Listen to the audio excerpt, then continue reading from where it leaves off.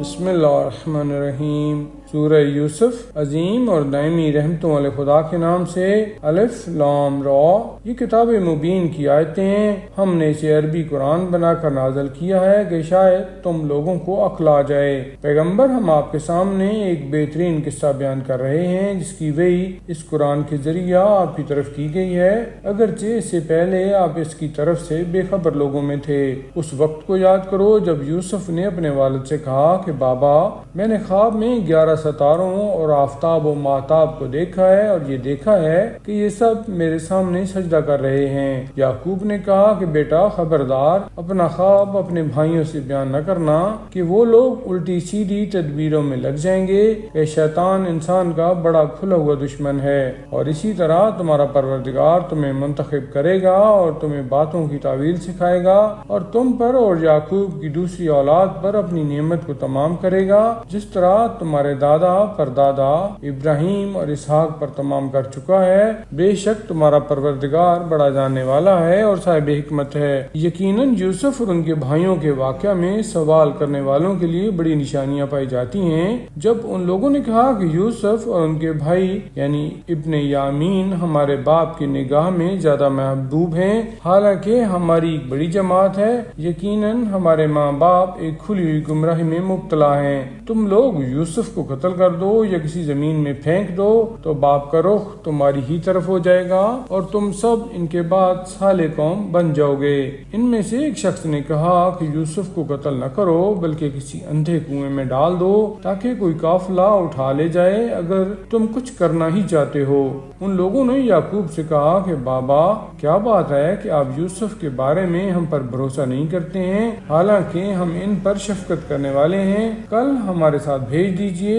کچھ کھائے پیے اور کھیلے، اور ہم تو اس کی حفاظت کرنے والے موجود ہی ہیں۔ یعقوب نے کہا کہ مجھے اس کا لے جانا تکلیف پہنچاتا ہے اور میں ڈرتا ہوں کہ کہیں اسے بھیڑیا نہ کھا جائے اور تم غافل ہی رہ جاؤ، اور ان لوگوں نے کہا کہ اگر اسے بھیڑیا کھا گیا اور ہم سب اس کے بھائی ہی ہیں تو ہم بڑے خسارہ والوں میں ہو جائیں گے۔ اس کے بعد جب وہ سب یوسف کو لے گئے اور یہ طے کر لیا کہ انہیں اندھے کنویں میں ڈال دیں، اور ہم نے یوسف کی تربیت کر دی کہ انقریب تم ان کو اس سازش سے باخبر کرو گے اور انہیں خیال بھی نہ ہوگا، اور وہ لوگ رات کے وقت باپ کے پاس روتے پیٹتے آئے، کہنے لگے بابا، ہم دوڑ لگانے چلے گئے اور یوسف کو اپنے سامان کے پاس چھوڑ دیا تو ایک بھیڑیا آ کر انہیں کھا گیا، اور آپ ہماری بات کا یقین نہ کریں گے چاہے ہم کتنے ہی سچے کیوں نہ ہوں، اور یوسف کے کرتے پر جھوٹا خون لگا کر لے آئے۔ یعقوب نے کہا کہ یہ بات صرف تمہارے دل نے گھڑی ہے، لہذا میرا راستہ صبر جمیل کا ہے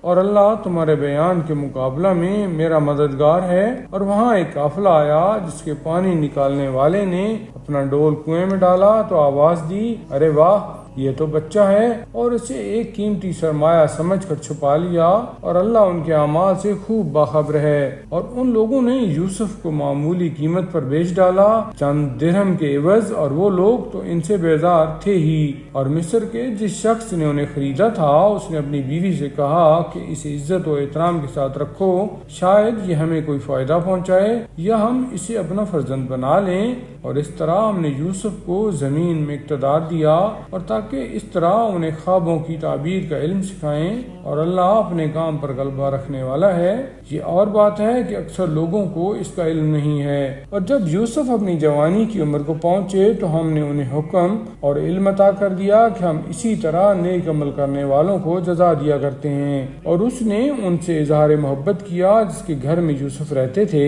اور دروازے بند کر دیے، اور کہنے لگی لو آؤ۔ یوسف نے کہا کہ معاذ اللہ، وہ میرا مالک ہے، اس نے مجھے اچھی طرح رکھا ہے، اور ظلم کرنے والے کبھی کامیاب نہیں ہوتے، اور یقیناً اس عورت نے ان سے برائی کا ارادہ کیا، اور وہ بھی ارادہ کر بیٹھتے اگر اپنے رب کی دلیل نہ دیکھ لیتے۔ یہ تو ہم نے اس طرح کا انتظام کیا کہ ان سے برائی اور بدکاری کا رخ موڑ دیں کہ وہ ہمارے مخلص بندوں میں سے تھے، اور دونوں دروازے کی طرف سبقت کی، اور اس نے ان کا کرتا پیچھے سے پھاڑ دیا، اور دونوں نے اس کے سردار کو دروازہ ہی پر دیکھ لیا۔ اس نے گھبرا کر فریاد کی کہ جو تمہاری عورت کے ساتھ برائی کا ارادہ کرے اس کی سزا اس کے علاوہ کیا ہے کہ اسے قیدی بنا دیا جائے یا اس پر دردناک عذاب کیا جائے۔ یوسف نے کہا کہ اس نے خود مجھ سے اظہار محبت کیا ہے، اور اس پر اس کے گھر والوں میں سے ایک گواہ نے گواہی بھی دے دی کہ اگر ان کا دامن سامنے سے پھٹا ہے تو وہ سچی ہے اور یہ جھوٹوں میں سے ہیں،